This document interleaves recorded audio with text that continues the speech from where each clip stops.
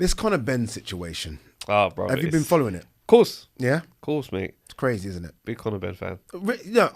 Massive. Like, I'm not going to even, I know some people would almost want you to jump off the bandwagon because of what's happened. For me, no, I'm a fan of someone. I'm a fan of someone.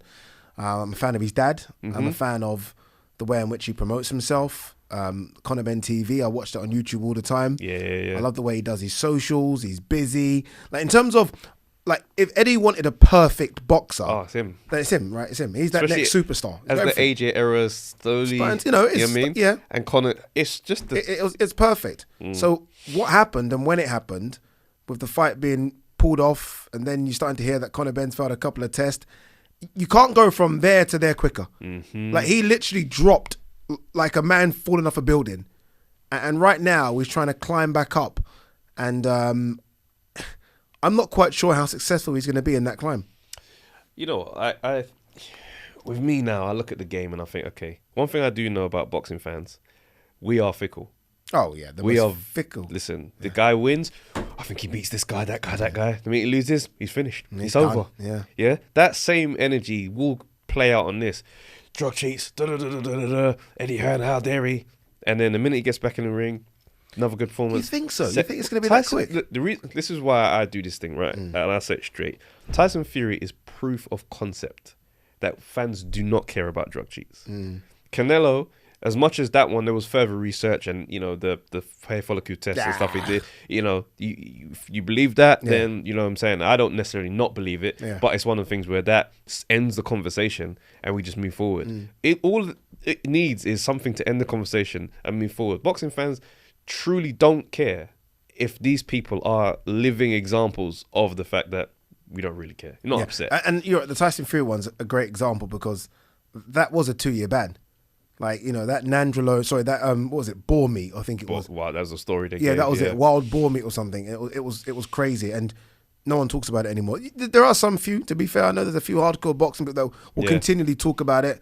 I think people have interviewed him about it, and he's literally told the interview guys to F off. I'm never speaking to you again.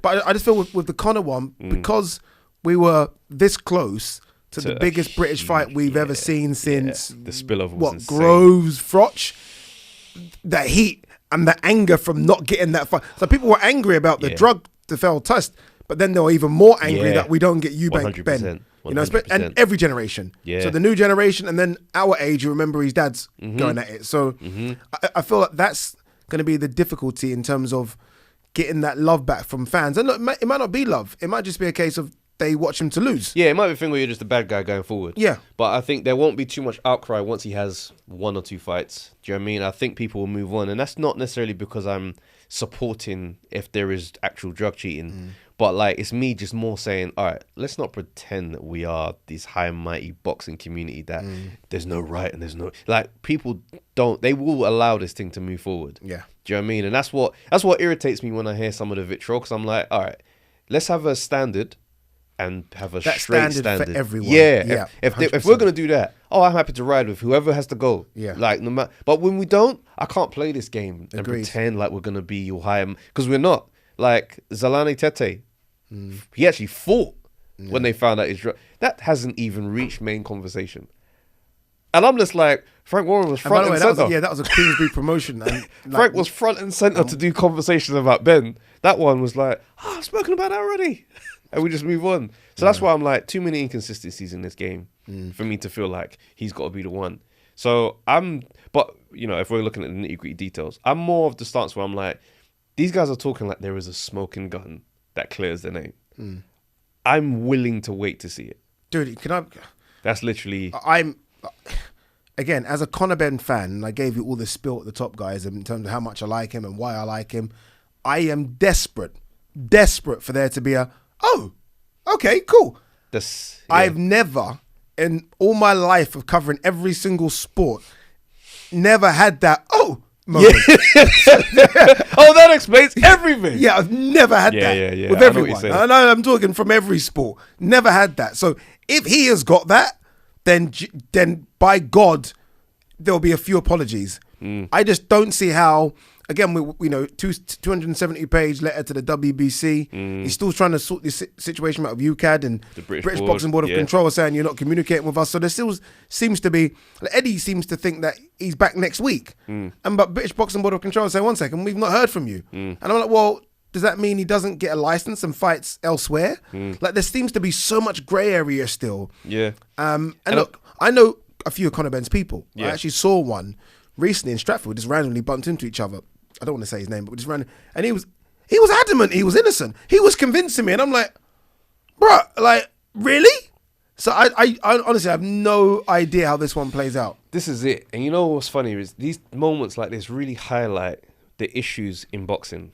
How there's just no structure. It's literally a free-for-all. So when we look at how suddenly there's a pursuit of justice, how can you have justice in a space that's designed like this? Because it doesn't operate like a sport. Yeah. It's very much a group of private entities that decide if they want to speak to each other or not. No, you're right. It's private entities. If there was like who are the WBC? They're the ones that have got. They're basically going to give Conor the green light, and I'm like, how do you get to? Who are you to give the green light? Yeah. Do you know what I mean? Yeah. So, and because it's set up like that, like if football ever was to resemble boxing, we'd have situations where you'd have Champions League semi-final. Now we've got to negotiate the final. Nah, I can't negotiate a deal. It doesn't make sense. Whoever's it going to be? Forget it. Fights off. Now we've got no freaking Champions League final. That would not last. Yeah. And this is what we have in boxing now. So when the landscape is that scattered, how do we now expect the UCAD people to be involved in the WBC? This is everybody? Why I think a lot of people for years have been saying, and this might be wild as well, like a world governing body though. There needs to be an overseer because you can't have one athletic commission saying, no, that's accepted. No, there's another one's in another area says, no, we don't accept that. But you can get a license to fight here, but we can't give you a license to fight there. Luxembourg, Boxing Control can sanction a fight in the UK. Like it's all wild. Honestly, if someone was to come in like a proper sports lawyer and just look at boxing, they'll be like, what? This exists? Look at the Olympics. Wild. The Olympics are slowly backing away, and I don't think it's simply because of the reasons they've listed. I think there's more to it, where it's like, yo, this thing is a mess over there. Yeah, imagine how bad it is for boxing to be kicked out of the Olympics, for them to say, nah. When you think of how bad other sports are, the drug cheats in athletics, but they're saying boxing, no thank you. We don't want it anymore in the Olympics. And it's not because of people talking about, oh yeah, but it doesn't bring up TV money. It's not because of that. It's so corrupt. They're like, no, we don't want it. And you don't think that corruption's then going to follow itself to the professional ranks. It's going to get worse. Yeah. Because then you have more powerful people. So look, I have no idea how this is going to play out with Conor Benn. Again, he continually talks about his innocence. He puts it all over social media. This sounds crazy. He genuinely believes he's innocent. Yeah. Like he isn't tweeting from a point of, I've just got to tweet because he is tweeting because he believes. Full Conor Benn energy. Full Conor Benn energy. Of course I have. He ain't playing. He isn't. What doesn't look good for him though is that doctor that vanished. No one talks. Remember that doctor? Yeah, that guy.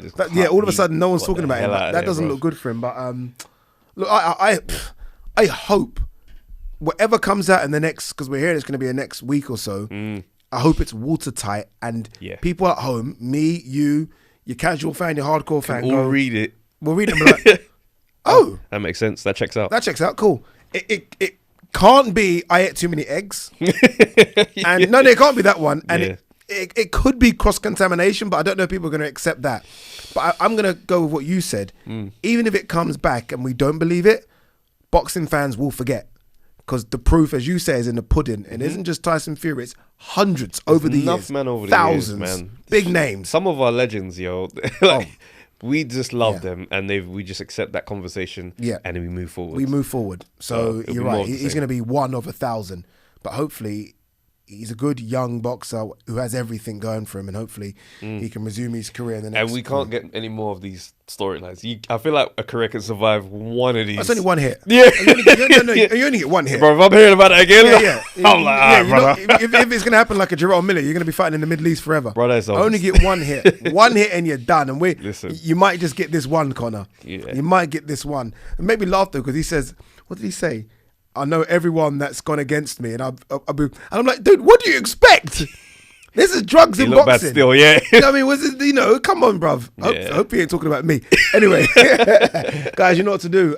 Travis J channel, Undefeated. The link is in the description. Make sure you subscribe. So much great content every Monday Night Smoke, where even people like myself come on, Maestro, Spencer Fearon, they get all the guests, boxers, Dan Aziz, Craig Richards, everyone comes through and lets off steam.